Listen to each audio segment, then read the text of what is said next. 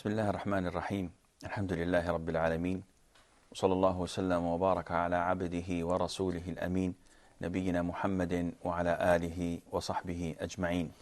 السلام عليكم ورحمة الله وبركاته. Last time we met, we discussed the incident of ifk, or the incident of lie, where the hypocrites that is, and joined by a small amount or a small group of companions, Satan managed to deceive them and lower them to the level that they slandered Aisha bint Abi Bakr, the wife of the Prophet ﷺ, and accused her with adultery. After one whole month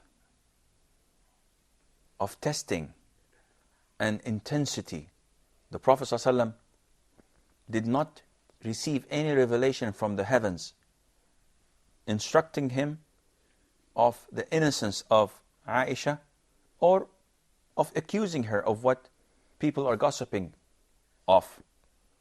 One full month, then the relief came from Allah the Almighty.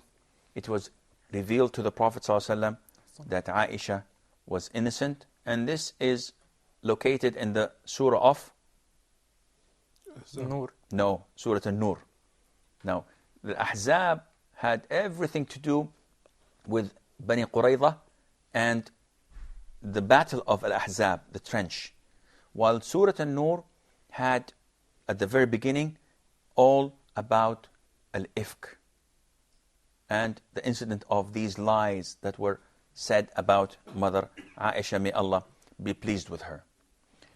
Going back to the consequences of this incident, the Prophet ﷺ, as it was obvious and clear to him that she was innocent, had to punish those who slandered Mother Aisha and accused her of adultery with Safwan ibn al-Mu'attal, because this is Allah's given right to her. And this is an Islamic practice. It shows you how Islam honors women, in the sense that if a person slanders a woman and says that she committed adultery or any act of fornication, if he does not bring forward 4 witnesses, he is punished in Islam by striking him 80 lashes as a punishment of what he had said. For the men also? And also for the men. If someone accuses a man without bringing forward this, then he will be punished likewise. Do you remember the names of the 3 that talked about Aisha? This Abdullah ibn Well, Ubayd. Abdullah ibn Ubay, and this is the funny thing, the majority of scholars say that he was not punished. Though he is the head of the hypocrites, yet he was not punished because there were no proof that he spoke. And he was so smart that he would not condemn himself by saying something that would indict him. He only used to say, "What did you hear? Did anything happen? Did you see anything happening between Safwan and Aisha? Come on. Is it possible? Them traveling alone for a full day and coming late?" And he would, make people talk and do Suspicious. and fall into sin while he's in the clear. But he's the one who provoked them and made them talk. So he was not punished. Muhammad? Yeah, so I believe that the companions which got punished, like the 3 companions which Do you got know their punished, names? Hamna bint Jahsh, Hamna bin Jahsh, and she is the sister-in-law In-law. of the Prophet ﷺ. Her sister was Zainab bin Jahsh, the cousin. Both of them were cousins of the Prophet ﷺ. Now, the Prophet himself, in his effort to know the truth, because Hamna talked about Aisha in a bad sense. So the Prophet went to Zainab, his wife, and he told her, he asked her, Zainab, do you know anything about Aisha? Now, Zainab and Aisha are Co-wives. co-wives. So it is normal practice that a co-wife would say something bad about her sister so that she would elevate her status with her husband. But Zainab, as described by Aisha herself, she said, while Zainab, when asked by the Prophet ﷺ, her piety, her fear of Allah protected her. And no other wife was so close to the Prophet ﷺ than Zainab and myself. So she was very close to the Prophet. It was her chance to take her position. Yet, she said that her piety protected her. What did Zainab say? Zainab said, I protect my eyes and my tongue from saying something that I did not see. All what I know about Aisha is that she is a very good woman. Subhanallah. Look at this faith and belief. And this again teaches us that though jealousy exists, and anyone that claims that there is no room for jealousy between sisters, between co-wives, is insane. This is human nature. It astonishes me when I hear brothers saying that we want to marry another wife, and I know my first wife very well, and I believe that the second wife will live nicely in the same house. This is not the norm. It's something that is not normal, it's abnormal. You should be worried if they're not jealous. They should? They should be worried if they're not jealous. If they're not jealous, there definitely should be something or a reason of concern, because this is normal to be jealous. But what is not normal, what takes effect after the jealousy. In Islam, the Prophet ﷺ was approached by one of his companions. So the companion said, O Prophet of Allah, advise me. So the Prophet looked at him and said, do not become angry.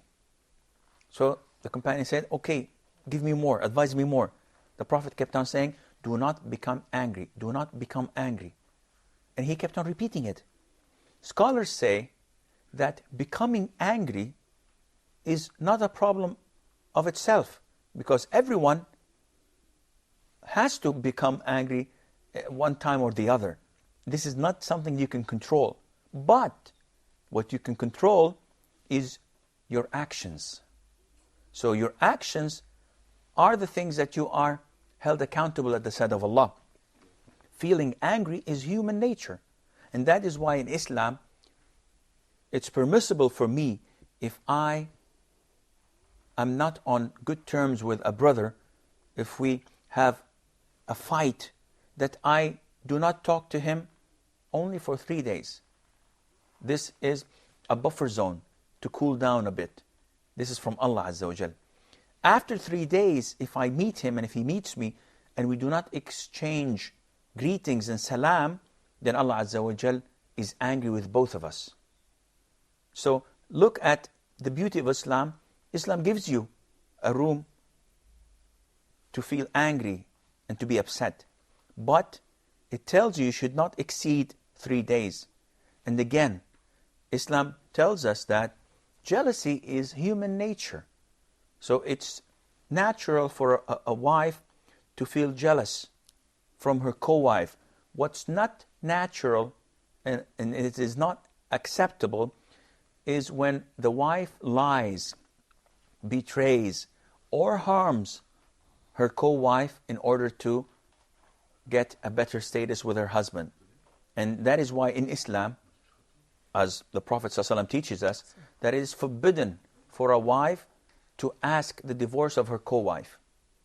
This is completely forbidden in Islam. And this is illustrated clearly when a person proposes to a woman, and he's married, and she says, well, I'll accept your proposal and I will marry you if you divorce your first wife. Now this is completely forbidden. You either accept him as he is or reject his proposal. But to have it as a condition and request harming your sister in Islam, this is unacceptable in Islam. Okay, Hamna bin Jahsh, she was the sister of Zainab bin Jahsh. The second one? Hassan ibn Thabit. Hassan ibn Thabit. And Hassan ibn Thabit, as we know from seerah, was a companion of the Prophet ﷺ from the Ansar. He was the Prophet's poet. So he used to say poetry defending Islam and the Prophet ﷺ. And as we know that poetry was the only means of media at the time. So he was very influential to the extent that when they kept on saying bad poetry about the Prophet ﷺ, the Prophet brought Hassan and told him, say poetry condemning the people of Quraysh and saying, degrading them and describing them as bad as they are. But in order for you not to harm me and my family, go and ask Abu Bakr. Because Abu Bakr, may Allah be pleased with him, was an expert in the lineage of the people of Quraysh. He knew every single family, where they came from and who they were married to and who are their cousins. And so he went to Abu Bakr, and Abu Bakr told him about the lineage of the Prophet ﷺ, and he said poetry that is recorded up till the moment in describing the bad deeds of the people of Quraysh. So Hassan ibn Thabit.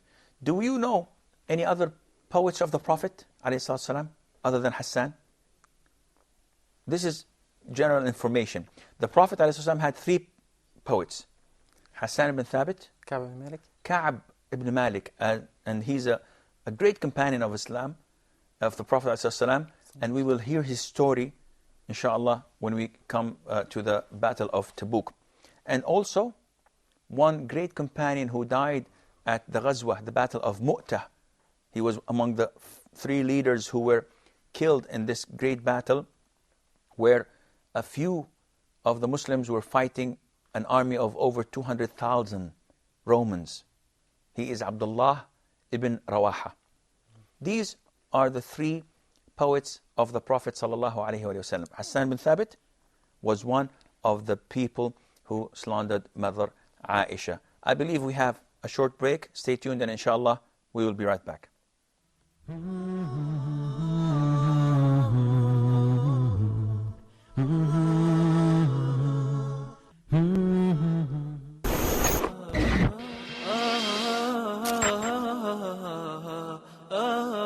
There is a very interesting hadith that talks about the verses of Aisha radiallahu anha. She says, I know myself I'm a sinner, but I'm afraid or I fear for my daughters. Please talk to them. Sister Khadija from Nigeria. Assalamu alaikum. Assalamu alaikum. I wonder, who loved the Prophet sallallahu alaihi wasallam most? You have to repeat them all, because we discussed the difference of opinions. As the Prophet sallallahu alaihi wasallam said, وَأَزْوَاجُهُ أُمَّهَاتُهُمْ.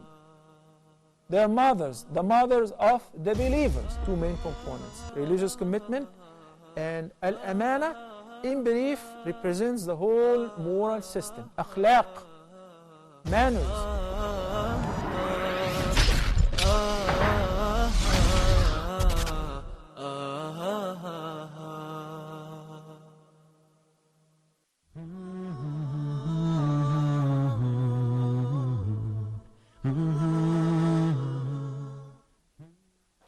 Assalamu alaikum wa rahmatullah, and welcome back. Just before the break, we mentioned 2 of the companions of the Prophet ﷺ who tripped and made the mistake of slandering Mother Aisha, the wife of the Prophet ﷺ. And these 2 were Hamna bin Jahsh, the cousin and sister son-in-law of the Prophet ﷺ, and Hassan ibn Thabit, the poet of the Prophet ﷺ. The third man was Mistah ibn Athatha. And Mistah has a strange story. Mistah was the cousin of Abu Bakr as-Siddiq, which made it even worse because he slandered his cousin's daughter and the Prophet's wife. And he was not a normal man. He was among the first to migrate to Medina. So he was a strong believer. Not only that, he even participated in the Battle of Badr. And we all know that Allah Azza wa Jal had forgiven the sins of those who participated in Badr. And He said, let them do whatever they want. Yet, Mistah made the mistake. Now, when he came to Medina, Abu Bakr, may Allah be pleased with him, used to support his cousin. And he used to give him an allowance so that he would live, because he was very, very poor.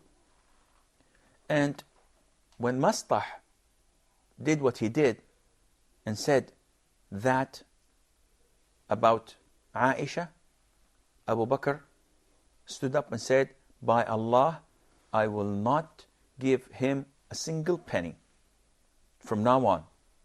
He's my cousin. And he says this about my daughter, and I support him. I will not support him any longer.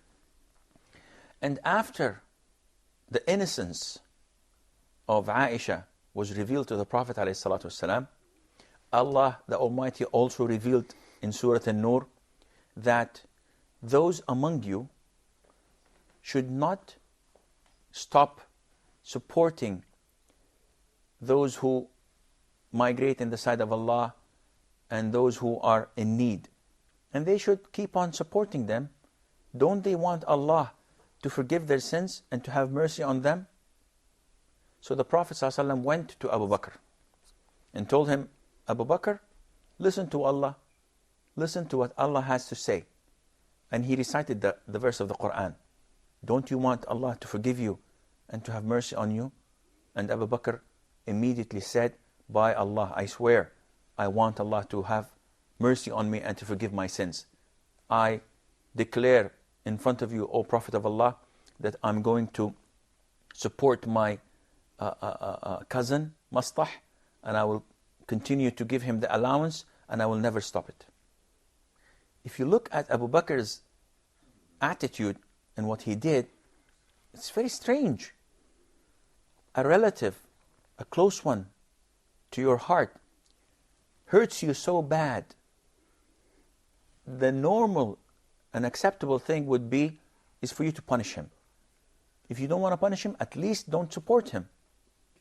But Abu Bakr goes against all odds and continue to support his cousin, because Allah revealed in the Quran that this is one of the means that you gain the forgiveness and the mercy of Allah Azza wa Jal. Is that action from, or this attitude from Abu Bakr as-Siddiq, may Allah be pleased with him, is because the influence which he got from the Prophet's mercy, that the Prophet's mercy got an effect on Abu Bakr as-Siddiq by being with him all his life as a very close companion to him, or because like something from his own belief? Well, actually, it's a combination of both. Whenever you are accompanied by a righteous person, by default you have to take some of his characters. And if your belief tells you to follow the Quran and Sunnah, and the Quran tells you to have mercy and to forgive, then definitely you're going to do this by your own self. So it's obvious that it's a combination of both. Abu Bakr is learning from the Prophet ﷺ, and at the same time he is getting it from the Quran and following the instructions of the Quran. Now, the Prophet ﷺ had these three companions punished for what they had said. And this punishment by itself, known as al-hudud, the punishment for stealing, the punishment for killing, the punishment for slandering, the punishment for drinking intoxicant or consuming intoxicants, the punishment for adultery, fornication. All of these, though these punishments are inflicted in this world, they are a relief to the sinners because they erase all the sins. And Allah's mercy and kindness forbids that two punishments are given to the same sin. So whoever commits a sin and is punished for this sin in this life, he will not be punished on the Day of Judgment. So does it mean that the punishment here in this life, it expiates the sin or redeem the sins which he has done, so he is not going to have another punishment in the judgment? Yes, this is completely true. Therefore, once the punishment has been inflicted on these three companions, their records were set straight, and alhamdulillah, they will start a new page. But this teaches us that the companions are human. They're not angels. They make mistakes, and they are among the best of humans. As in the Prophet's hadith, the Prophet says, sallallahu alaihi wasallam, all mankind is considered to be sinful, and the best among these sinfuls, those who repent to Allah. And they repented, and they were punished for what they had done. Scholars also agree, and it's the consensus of scholars, that whoever dares and slanders Aisha after she was cleared and said to be innocent by Allah in the Holy Quran, whoever slanders her is not a Muslim. This action of his nullifies Islam automatically. And unfortunately, there are sects among us who claim to be Muslims who tend to slander her and say that she did this and she did that. Though the Quran tells us that she is innocent and all of this is not true.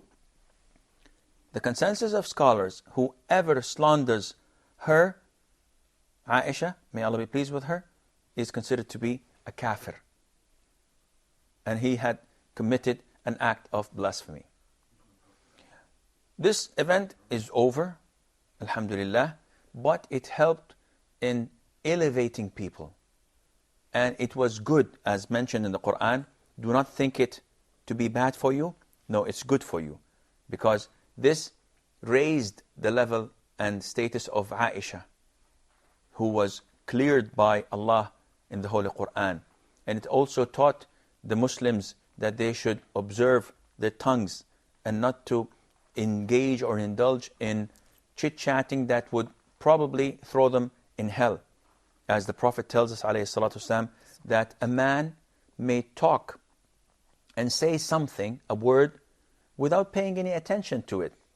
This word throws him in hell more than 70 autumns, 70 years, just because of this word that he had said. So it's very critical that we observe whatever we say. Now, the Prophet ﷺ was approached by Juwayriyah bint Al-Harith ibn Abi Darar. And we know that Al-Harith ibn Abi Darar was the leader of Bani al-Mustalaq. And as you recall, Bani al-Mustalaq, the Prophet went there ﷺ because of their role in giving aid and participating in the Battle of Uhud. So he went there to punish them. He killed 10 of them. Their leader fled the area, and he got all their belongings, and he took all of their land. 2,000 camels, 5,000 sheep, and more than 200 families were enslaved. Among them was the daughter of their leader, Juwayriyah bint Al-Harith.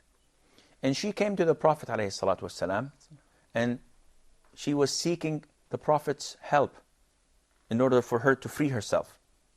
And as we know, slaves are bought and sold. And this is not only in Islam. In all times, with the exception of the past 100 or 150 years, I'm talking about since the break of dawn, since mankind, this slavery was on. And Islam came keeping slavery only to be legitimate through only one channel, and that is the channel of jihad, when non-Muslims are not allowing Islam to be spread, and they fight Islam and they stand in the face of spreading the da'wah, they become imprisoned, then they become enslaved. Yet, Islam comes and tells us that if you do this, to expedite your sin, you have to free a slave. So it's a form of expiation. Whenever you make a sin, you free a slave. If you say to your wife that you are like my mother, this is called dhihar, then you have to free a slave. If you kill someone by mistake, you have to pay the blood money and you have to free a slave. If you have intercourse with your wife during the day of Ramadan and at the same time you are fasting, you have to free a slave, and so on. So Islam encourages freeing slaves. And this, as we know, Juwayriya came to the Prophet ﷺ as a slave, wanting his help to free herself. I'm afraid that this is all the time we have for today's program, but inshallah, next time we meet, we're going to continue talking about Juwayriya. May Allah be pleased with her. Until then, fi amanillah, wassalamu alaikum wa rahmatullahi wa barakatuh.